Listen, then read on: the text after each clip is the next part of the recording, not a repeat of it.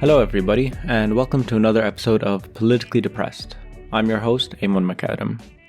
So before we start today's episode, I want to give a brief shout out to everyone who's reached out over the last few weeks to say how much they've enjoyed this podcast or how much they appreciate it. It honestly means so much to me. I love getting these messages, and I just want to send a message of love and appreciation back to everybody who's listened to the last few episodes and who's listening right now, hopefully. I mention this especially because I am, right now feeling the hump of podcasting, especially something so personal and intense as this. I'm kind of over that initial excitement of starting something new and, now envisioning the kind of long durée of this podcast. And it's a bit daunting. Because, the things, as you can tell, the things I'll be covering and talking about are very personal, are very difficult. So it's nice to know that there are other people out there listening, and it's not just me and this microphone. But I think I already jumped the gun a bit by mentioning the lack of comprehension and ability to comprehend what the fuck is happening in Gaza. It's unbelievable. And it's impossible to really wrap my head around it, let alone my heart or whatever. It's been 102 days, and the last 5 days there's been no internet in the Gaza Strip, and there's a silence. There's a silence because of the internet blackout. There's a silence because 109 journalists have already been killed by the Israelis, and the few things we are getting and seeing are horrendous and gut-wrenching. I am still thinking about what I mentioned in the last episode about how can I still feel sane in this incredibly insane world. And I think I have a bit more to say about that, which I will in this episode. But before I get into all that, there is one new Helga update that actually I just received from my partner just a few minutes before recording, which is that she's back in hospital, which is very sad. My partner and another neighbor, also another old 85-year-old woman, Austrian, went down to her apartment to take care of the cat, to feed the cat, who obviously is not having a very good time. And it's a bit depressing. It's, coming towards the end, and so, I don't know. She's 82 years old. She's a heavy, heavy smoker. And so, no idea. There's one depressing detail which mentioning it feels a bit weird, but I guess I will, is that my partner found a bunch of notes she had written. She'd essentially scattered her last will and testament on a bunch of post-it notes throughout her apartment, which is just really depressing, but I don't know. I'm worried, but ultimately, I really don't know how to deal with death and dying. It's kind of why this story has been so difficult for me to think or talk about or relate to. There's definitely a part of the numbness that I described in the first episode, and that's definitely a big part of it, and the numbness that comes from having borne witness for 100 days to a genocide of the Palestinians, but also just the very sheer fact of death and dying. I can't really, it's sort of, I hit a wall. The sort of one of the fundamental stories of my life is kind of like the backstory, or what some therapists call the core wound, I guess, is, I remember when I was about, 8 or 10 years old, I dreamt that I fell off a building and I hit the ground and I died, and in the dream I died. I experienced the kind of blackness. And for context, I come from a Druze family. If you don't know about the Druze, Google it. It's fascinating. For those that don't know anything about it, you're in for a trip. But for those that do know, we believe in reincarnation, but more so we don't really believe in anything. Or rather, basically, it was very easy for my parents to basically raise me atheist, and I was essentially atheist. I never really had a strong conception of God or of heaven or of hell or of the afterlife or anything. And so when I died in that dream, I died the kind of blackness, nothingness, And I woke up 5 seconds later, 10 seconds after experiencing death, quote unquote. So I woke up crying, and my mother, who was in the room, long story, we were in between moves, so we're staying at my grandparents' place, and we were both sleeping in the same room with my brother in the other bed. This isn't part of the story. The point is, I wake up crying, my mother takes me into the living room, calms me down, and the first thing I asked her when I was able to speak, and it's a very interesting question by its framing, because I knew what I wanted her to answer, and I framed the question in such a way that I knew what I wanted her to answer. And I asked her, am I going to die? And my mother, in all her wisdom, listen, I've been through this story and back. My mother is raised us in a very laissez-faire kind of, I don't want to lie to them or to whatever. She said to me, of course, Habibi, everybody is going to die.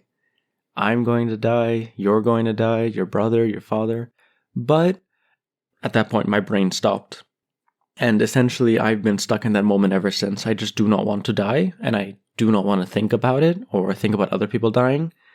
And yeah, obviously, in the years of therapy that I've been in, I've confronted this core memory, but also this implications. But I've obviously never really been able to come to terms with accepting death as just a reality and an inevitability.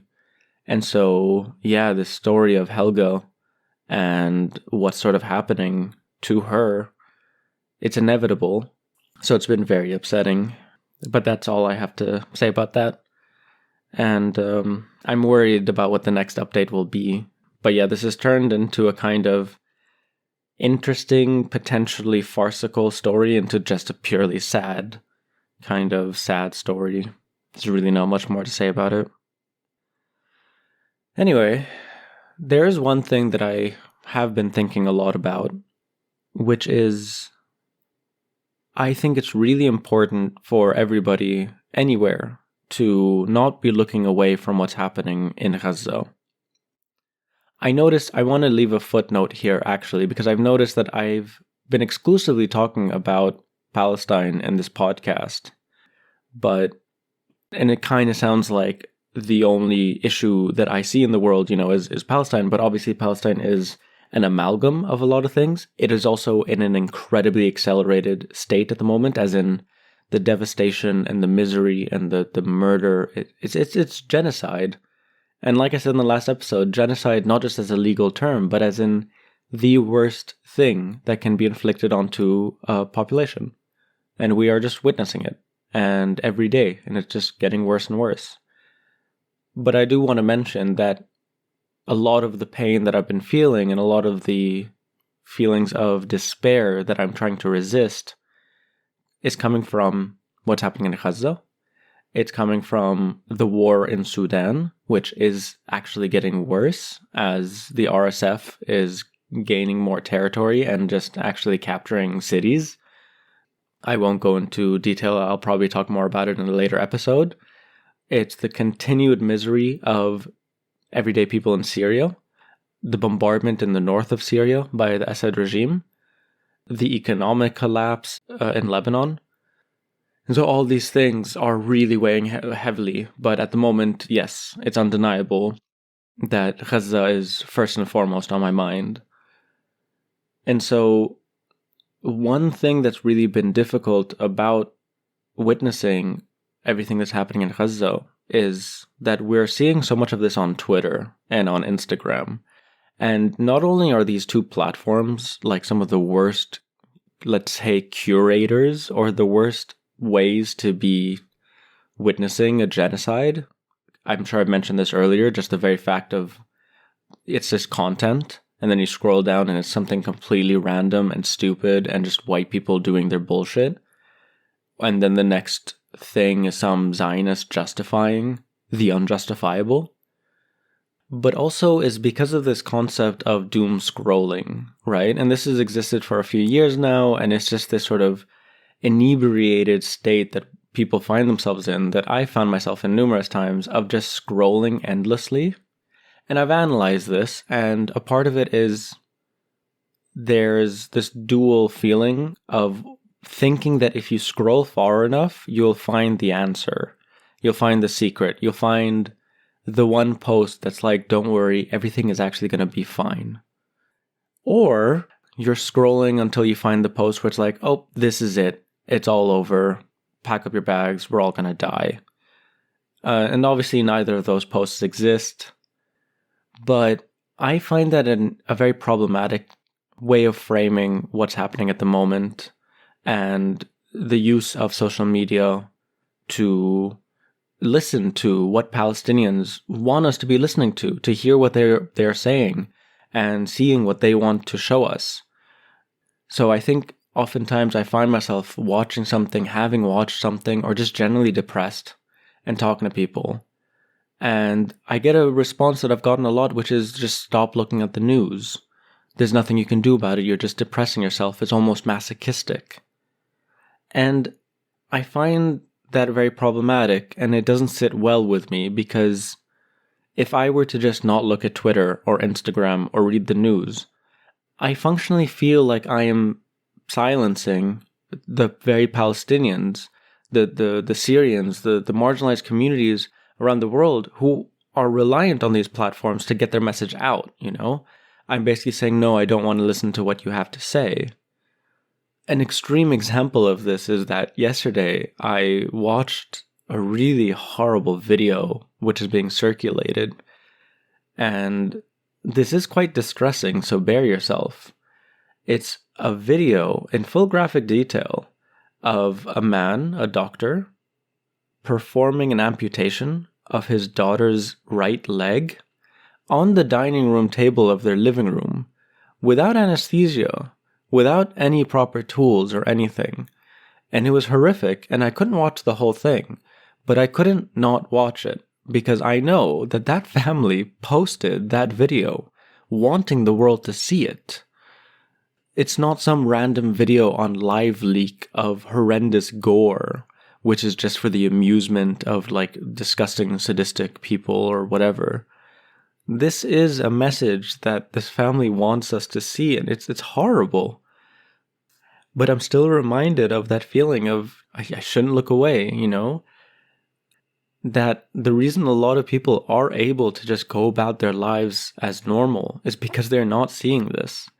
Is because they are kind of living in a delusional, a different plane, kind of, you know, like all the white people in Europe. And they are essentially ignoring and being part of the silencing and erasure of Palestinian voices. And so there's a weird duality to all this, because at one hand, I hate Twitter, I hate Instagram. These are obviously, I've said this before, owned by Zionist billionaires, and the algorithm is designed to create frustration. Is obviously there's shadow banning, there's a censoring in the platforms themselves directly of some of these pages, but it's all we have. It's all they have, you know, like even without internet, still using some of these eSIMs, and it's their way of sending out these pleas to the rest of the world, and so being on Twitter and Instagram feels necessary and feels like a duty, because it feels like otherwise we'll just be looking away and ignoring those pleas and insisting on continuing to function within a world which essentially, once it boils down, is premised on the death and erasure and violence of Palestinians, but also of so many other communities in the global south.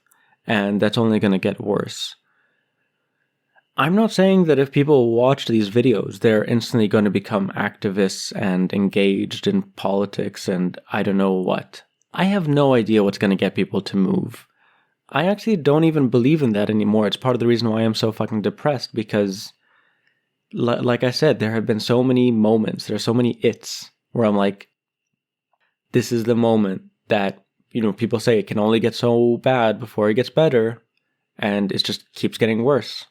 Like there is no point wherein it's like there's a turning point, and so That's been really difficult to sit with.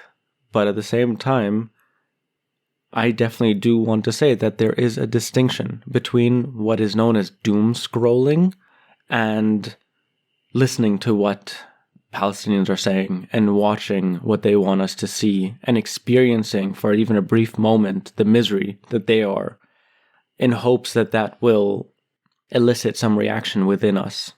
Us as in all the people not under the bombs at the moment, but especially people in positions of privilege who are citizens of these countries that are supporting and sponsoring this ongoing genocide. And so oftentimes, the only thing that's really stopping me from hitting an actual wall of despair is not in listening to the people telling me not to look at the news and not to follow what's happening, or to, again, I don't want to decontextualize. These are people's lives. These are actual people who are trying to reach the world. It's not just events and news and whatever. It's, at the moment, it's people like Bisan and Mu'taz and just so many journalists and so many activists and so many just random people who are posting things in hopes of changing their situation. It's so painful, but at the same time, it's so necessary to connect constantly with the human level. And that means letting these things affect me. That means watching these videos. That means listening to Bisan speak every day as though she's speaking to me, and allowing myself to feel the painful emotions that it elicits. It's impossible to think that a genocide would happen in Palestine, that my country would be thrown into war, that all these horrible things will happen, and that I'm not going to be affected by it, and that I can delineate the exact ways that it's going to affect me. We have no idea how this is going to affect us. I have absolutely no idea how this is going to affect people in Gaza and in Palestine, and where this is going and what's the quote-unquote day after. Because again, the day after is such a fucking colonial term. There is no day after. The term post-traumatic stress disorder, is another one of these terms that's so white. So much of this research is about soldiers that go to countries, and again, mostly colonial and imperialist soldiers that come back to normality and cannot function. But for Palestinians, for people in the region, for Syrians, for Lebanese, there is no after. This is a constant state of humiliation, of oppression, of violence, of unsuredness. So to circle back to it, the main thing that is stopping me from falling into despair is the fact that these exact people are not falling into despair. That it feels like such a place of privilege for me to say that I'm too sad to do anything about this, when there are so many people in Gaza. Honestly, at the moment, I'm thinking a lot about the journalist Wael Al-Dahdouh, known as Abu Hamza, who has had so many members of his family murdered, targeted by the Israeli state, by the Israeli army. And he just kept doing his job, and he kept reporting. And then a week ago, they killed his son, who's also a journalist, Hamza Al-Dahdouh. And he said something that honestly has kind of been stuck with me ever since. He said this at his son's funeral. He said, "These tears make us different from our enemy, because we are full of humanity, and they are full of bloodthirst and hatred. We cry and shed tears, but they are tears of humanity, tears of generosity and bravery, not tears of fear and humiliation." I don't know. I think that really addresses just so much of the feelings that I've been thinking about, that I think that quote makes it clear that my question last week about remaining sane in an insane world might actually be a bit more coherent if it's reframed. I think it's not about being sane in an insane world, but about being humane in an inhumane world. and witnessing what we're witnessing and accepting it as reality, to remain humane, we become a bit insane. And the alternative is this kind of numbness, which I think is horrible. And to feel this numbness is to allow the imperialist, the Zionist, a victory over our very capacity to feel, to be human. If, this is why people talk about joy as resistance. This is why people talk about healing as a form of resistance, because the Israelis do not just want to kill as many Palestinians as they can, to ethnically cleanse, to clear populations. They want to destroy their spirit, and also the spirit of anyone who stands in solidarity with them. Despair is a function of colonialism. Like, it is something that benefits it. It benefits capitalism as well. It benefits all these shitty power structures that we want to overthrow, that we have to overthrow. Otherwise, we are all doomed. Sorry, so I got a bit intense there. I think you can tell this has been something that I've been thinking a lot about, but also been very conflicted with. And I'm really glad I got that off my chest. I hope I was coherent. I would love to hear your thoughts about that, actually. If you've been experiencing that same issue between following the news, actually listening to Palestinians, what people say, listen to marginalized voices, etc., and versus this concept of doom scrolling, how it's been affecting you, and what you've been doing about it. Because I honestly, part of my answers these days of like, what am I doing about it, is this. And it's kind of helping me frame stuff. But I would love to hear from other people what they're doing and what's working for them or what's not working for them. I would love to hear any responses to any of the things that I've mentioned. I have noticed that this podcast is going to start getting, as things get worse, more and more personal and more, let's say, in-depth. And I look forward to it, and I hope you are too. So I think that about wraps things up. This has been another episode of Politically Depressed. This podcast is supported by the Fire These Times, a media ecosystem from and for the periphery. If you want to support this podcast, you can do so in a number of ways. You can do so by heading out to patreon.com/thefirethesetimes and make a donation of as little as $5 a month. And if you're not able to, you can still support this podcast by telling your friends about it or by leaving a 5-star review wherever you get your podcasts. So that's it for me. I'll see you all next week.